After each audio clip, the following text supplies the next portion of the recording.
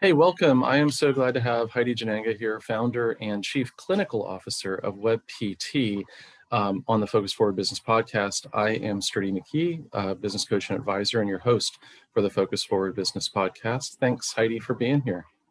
Thank you, Sturdy, for the invite. This is a pleasure to be here. Yeah, I mean, it's an honor to have you on. So would you please tell our viewers and listeners a little bit more about who you are and what you do? Of course.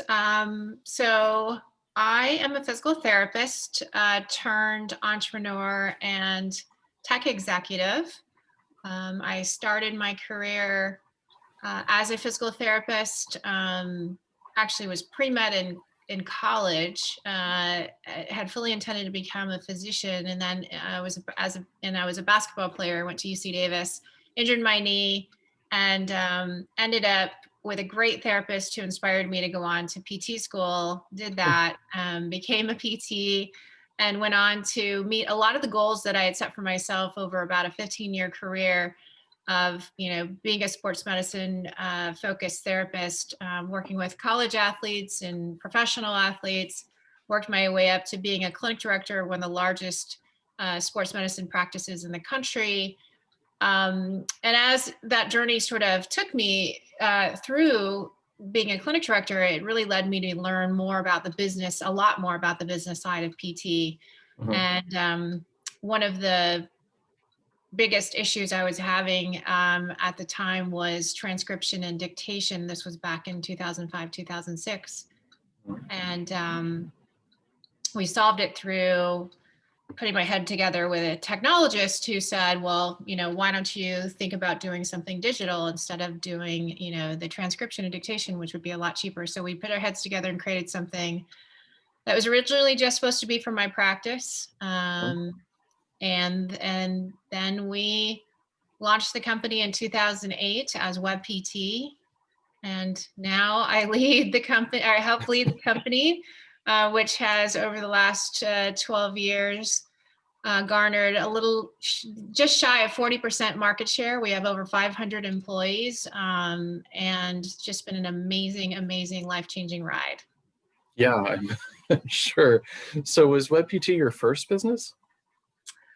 Well, I mean, it was the first business at this scale and size. I mean, if Sure. I think back on my history, even from when I was a kid, I mean, I started a little babysitting business in which I, babysat around the neighborhood and had a couple of friends that we did it together. And then I did sort of started this little lawn mowing business within my cul-de-sac and area that I lived in. I mean, it was really just pseudo entrepreneurial, but I would say that I didn't necessarily ever consider myself an entrepreneur. I was more of just a problem solver. I needed money to buy the jeans that I wanted to buy, and my parents wouldn't let me and buy those. And so I was going to go out and make money to be able to do that on my own. And so it was really more of a problem solver than an entrepreneur. Although that's how a lot of entrepreneurs kind of get started and still do every day, solve problems, right? Exactly. So tell us a little bit more about how you decided to start the current business. I mean, you created a product and then you decided to take it to market. But what went into that decision? Well, really, it was about, to be honest, in the beginning, I mean, launching a company as a PT in your own industry, I had to know that it was going to work. And so the feedback that I was getting from the 10 therapists that were in my practice at the time was positive. And that was within this first 6 months. Within the next 6 months, I had 12 other of my colleagues in the greater Phoenix area saying, hey, we've heard you created something cool. We want to try it. And so that was really the first test to say, outside of my own bubble, did this really make sense? And after we, allowed them to try it, they actually paid us for it, which was another huge milestone of people willing to buy, right, your product and pay for it and find value in what they were getting for that money was huge. And they were continued to iterate on our product, and they did give us positive feedback. And then we did a little market research, and that's when we really, the light bulb really went off to find that back in 2006, 2007, that 80% of therapists were still using pen and paper. Right. And so the problem that I was solving for me was actually a ubiquitous problem throughout the industry. And so at that point is when we really said, hey, this is potentially viable, and let's really do this and kick this off and get it started. I'm sure there are other people outside the industry who would be blown away by the idea that in 2005, 6, 80% were documenting with paper and pen and paper, and physicians too were right up there, right? What are the numbers now? Do you know those? Yeah, so it's actually flipped on its head. Okay. So in the PT space specifically, it's about 85% of therapists, might even be pushing 90% now, that are using some sort of digital platform. Okay. And as I mentioned, of that percentage, we have just close to about 40% market share, which has been amazing, right? Completely disrupted the industry and thinking about how they document, how they run their business with technology. Physician space is actually quite a bit higher. As you know, we didn't receive any incentives in the rehab therapy market to adopt an electronic health record. So our adoption has been somewhat slower and really based on quality of what they've been able to use versus just, buying the first thing off the market so that they think might work because they get a kickback from the government to offset a subsidy to offset the cost. Right. Well, cool. But that still means that 15% or so are still using paper? Yeah, or maybe a homegrown, Word document solution. I mean, there's a lot of folks that kind of dug their heels in. I'm still astonished today when we find, even 10 clinic chains that are still documenting on pen and paper. It's pretty astonishing to me just to try to keep up with. Just efficiency-wise. Exactly, efficiency-wise, but also just trying to keep up with all of the regulatory changes and document requirements, just to be compliant. Frankly, as a business owner, I'm not sure how people do that without having some assistance of whatever, electronic health record or medical record you could utilize. Yeah. So in the beginning, do you wish you had done anything with the start of the business differently?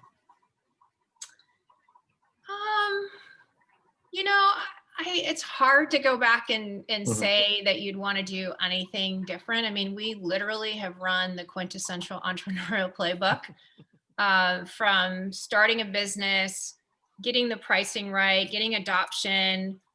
We were the first SaaS model, so software as a service, and that was really key for us in terms of targeting the SMB or the small and medium-sized businesses who didn't have the opportunity to buy what was already in the market, which was these large, very costly server-based models of electronic medical records. And so we've made so many right decisions. And I think it's a hard question because you can always retrospectively go back and go, oh man, we made this huge mistake, but we really haven't made too many mistakes.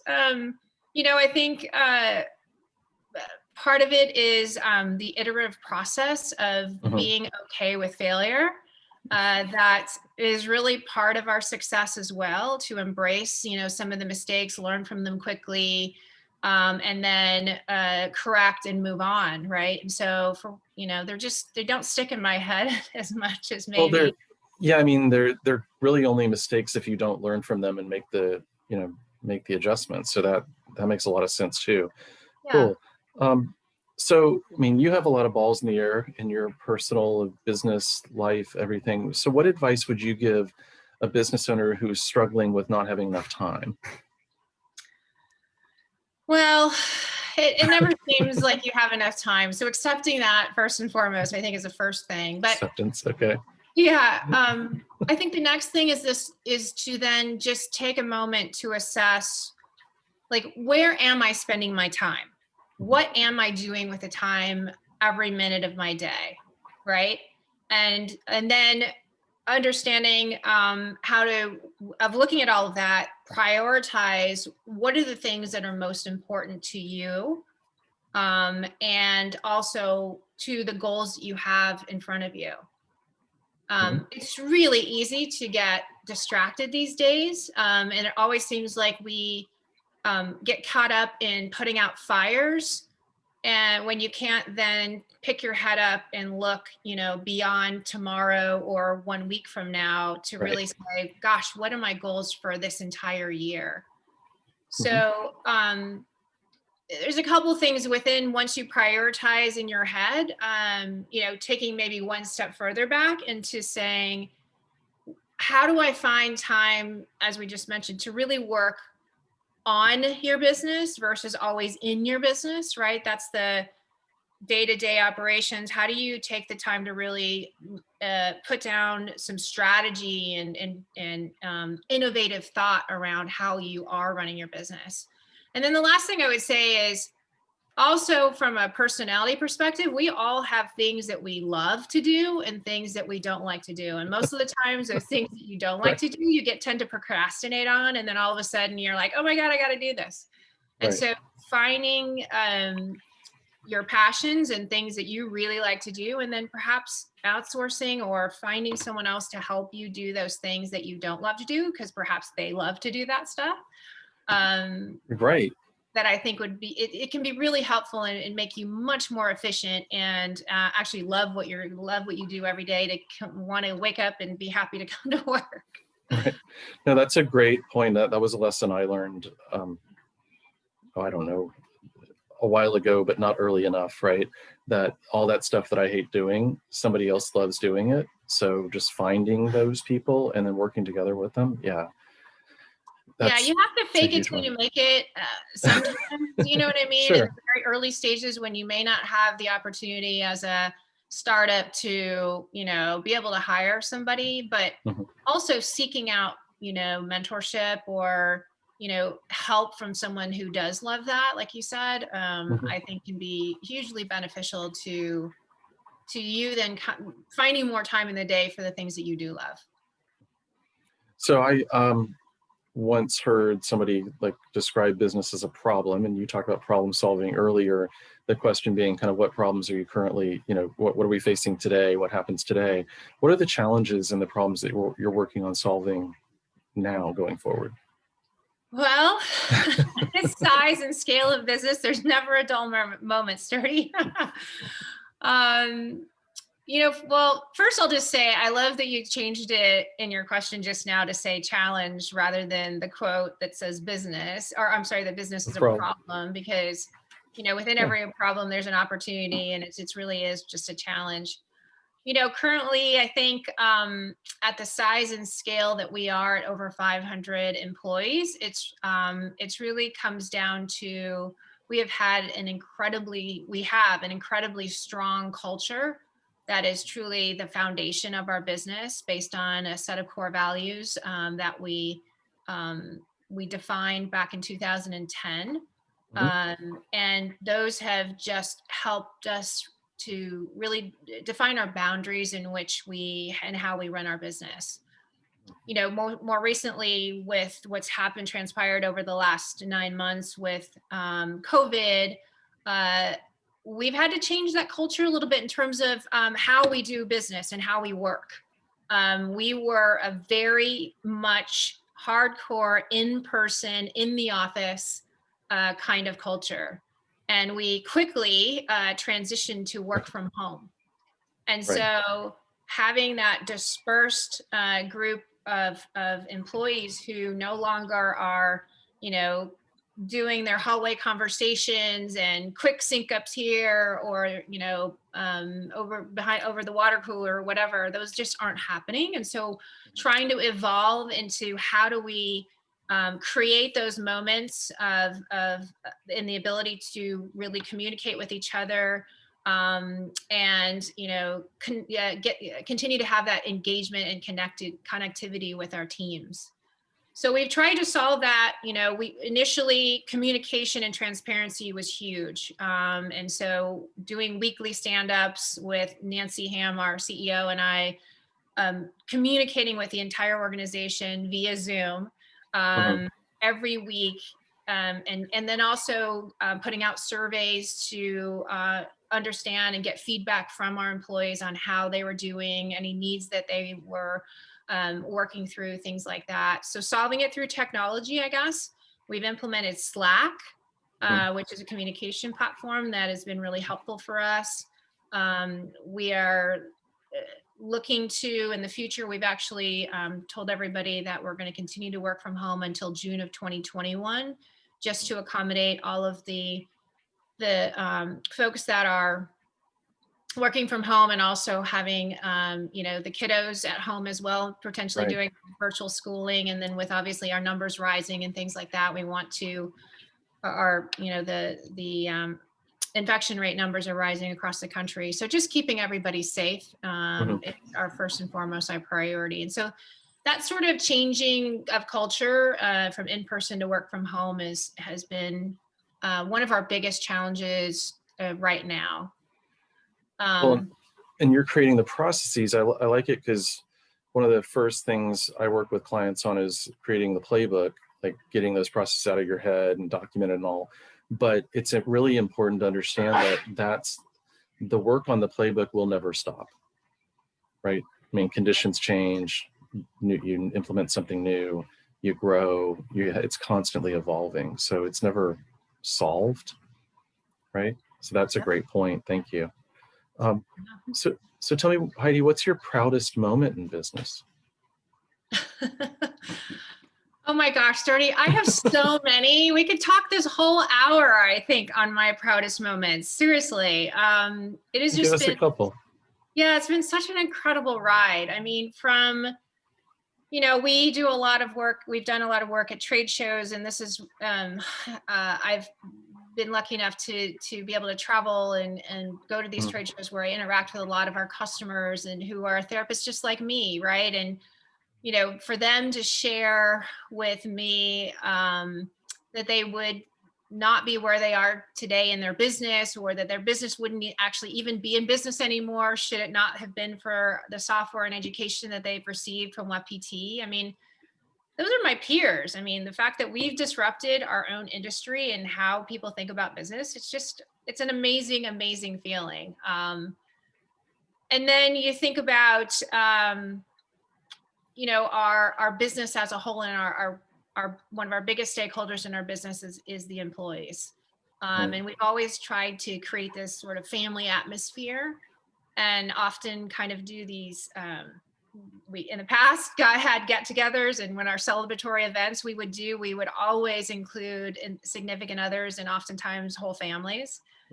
And to meet and talk with a significant other of one of our employees and have them say, thank you so much for starting this company and developing such an amazing culture. Our home has changed dramatically since he or she or they started working for you and with you.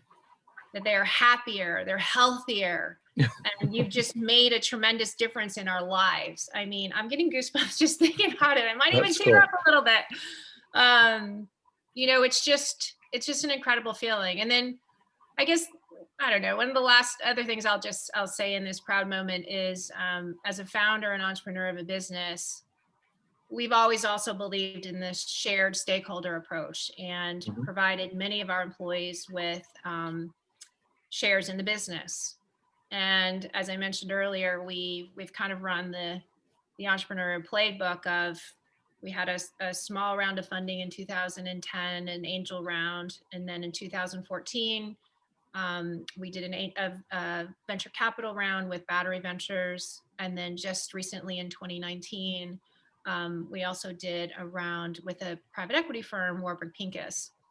And so along that path in 2014 and 2019, many of our employees who have been part of our shareholder program have benefited through liquidity opportunities with their vested shares.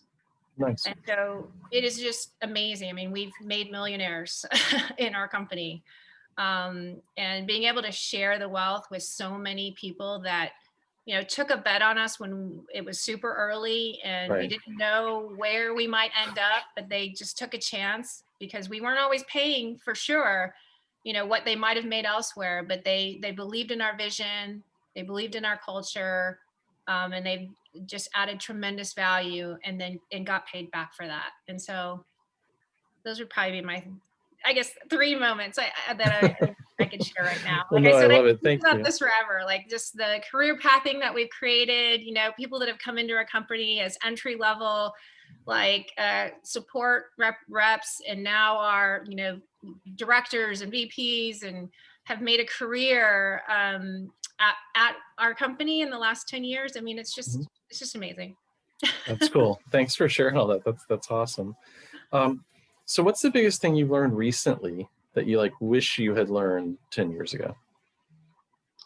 Well, I can honestly say I'm quite a different person. I mean, I know everybody evolves over 10 years. 10 years Sure. in my life, with the transition that I've made, it's like a lifetime in the last 10 years. We touched on it a little bit, I think, with, acceptance of it Mhm. being okay to fail. I think in healthcare, it doesn't always translate, I think, as well. Right, right, right. With having the well-being of your patients, to think about, like the whole failure thing doesn't quite compute. Mhm. But the scientific method dictates that as you try things and you hypothesize, you learn from the results, and then you subsequently assess and adapt and change and Mhm. enhance based on those results that you've gotten. And in software, it's actually exponentially heightened. Like we're always trying new things, and we use the agile development method, and which is very much very much about iterative changes, Right. iterative trials, and trying to fail fast, if you will, but Mhm. really trying things that you are not sure what the outcome is going to be, but learning from it and then moving forward. And then the other thing I would just say is, kind of in line with that, is that as leaders, we don't always have to have the answers. I think, again, as a PT, we're constantly working with patients who are looking to us for the answers, and we're expected to give that to them. Right. That as, leaders within an organization, it's not it's not always the case. It was a ridiculously hard transition for me to jump from being a physical therapist and clinic director to leading a software tech company, when honestly, Sturdy, I was very much a pretty typical PT that is not tech savvy really at all at the Mhm. beginning of all of this.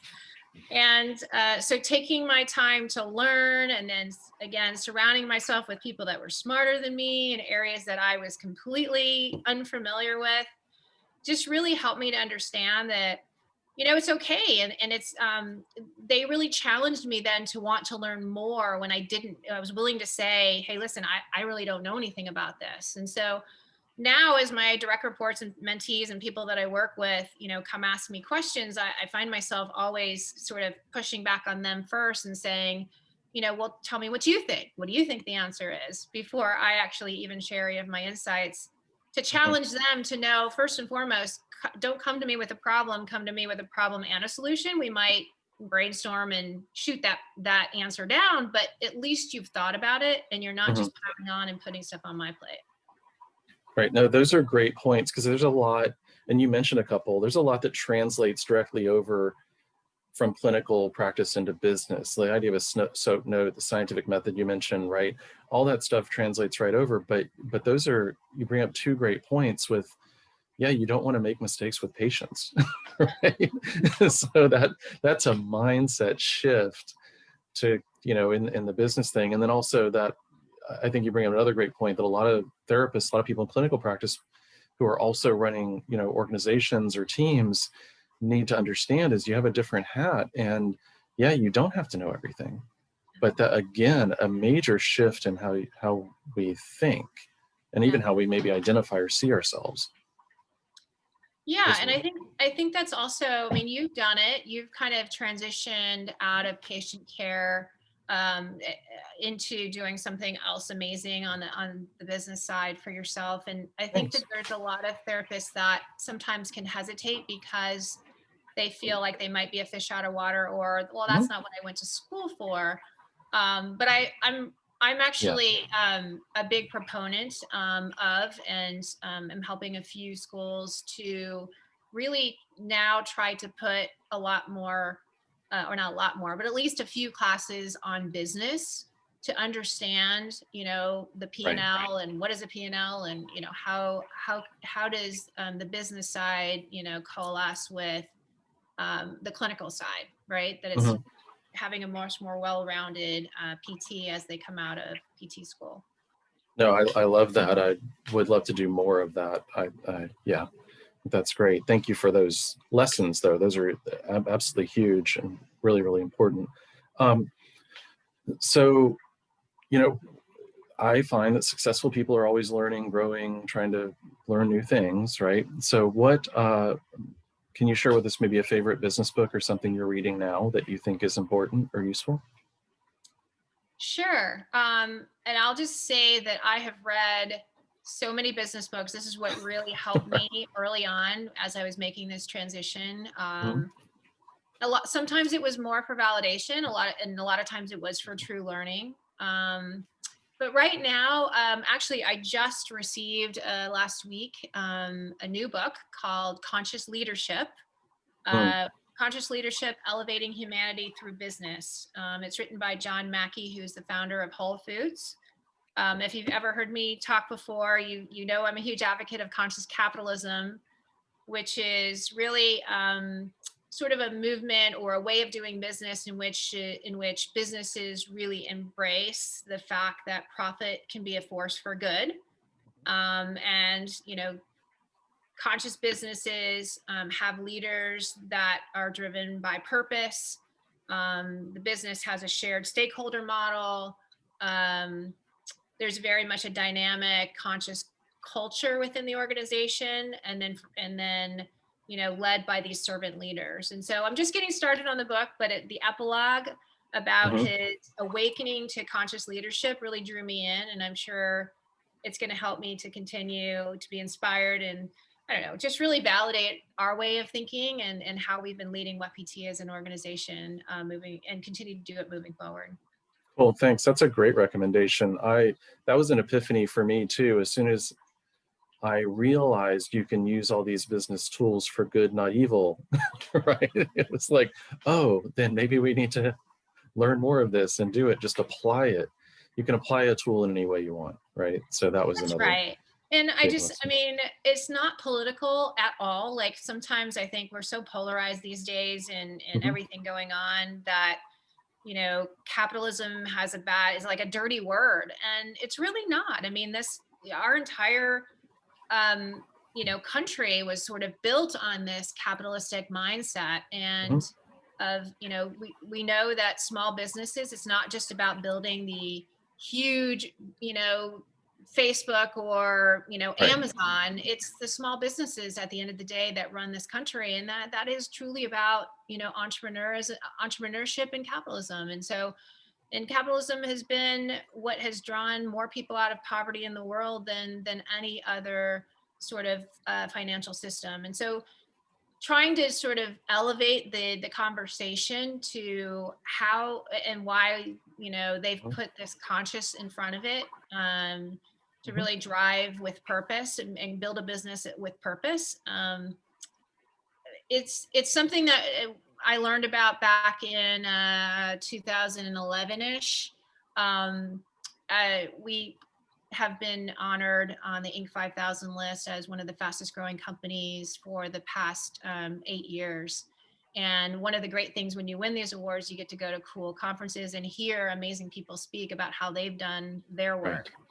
And so I heard Kip Tyndall, who's the founder of the Container Store, speak about this, and he has joined John Mackey and a lot of other businesses that everyone knows, from Southwest Airlines to Patagonia, who have really joined in Right. understanding, hey, this conscious capitalism thing is exactly how we do business. And it's been amazing for us just to help share and get more people who are probably already doing it. We call them unconscious conscious capitalists, who are already doing a lot of this, but it's really putting a language and a framework about it to how you can share and talk to other people as well. Right. No, I love that. Obviously, it's been abused at times, right? So that can give a bad rap, but I couldn't agree more. Yeah, you can put this stuff to use for good. You can do it in deliberate ways. I love what you're calling out to some of the companies, particularly because there are multiple studies around this. This isn't just feel good stuff. Purpose-driven, values-driven organizations outperform their counterparts. One of the studies in Harvard Business looked at 17 countries over 10 years, and 96% of the purpose-driven, values-driven organizations outperform their counterparts. So this is a universal thing that we really can bring, and you achieve more business success. That's the part people miss out on. That's right. It's a beautiful synergy. So that was one of the things that also inspired me. I love that you just shared that. Cool. So before we wind down, are there any other thoughts you want to leave this audience of business owners with? Well, I mean, we've talked a lot about it, and in your title of your podcast is called Focus Forward Business Podcast. And so I guess I would just leave everyone with, I guess, the understanding, or hopefully the inspiration, that business knowledge is power, and so important for practitioners to have some comfort in this area, whether it's to know where your paycheck comes from, or insurance or benefit programs, and understanding the structure of all of those things, the life cycle of claim adjudication. Like, all of those things are super critical to our understanding and I think, to our ability to maximize our potential, really, as providers and as leaders. No, that's a great idea. Thank you so much, Heidi. This has been really good. Really, I mean, your insights are wonderful, and it's just been a pleasure to listen, hear your thoughts on this stuff. So thank you very, very much for being here. You're welcome, Sturdy, and appreciate your leadership, and also to put a focus on the business side of healthcare, and I think it's incredibly important. There's so many entrepreneurs out there in our space, and I know you're inspiring a lot of them. So thank you for all of the things you're doing. Cool. Thank you. Coming from you, that is high praise. Thank you so much.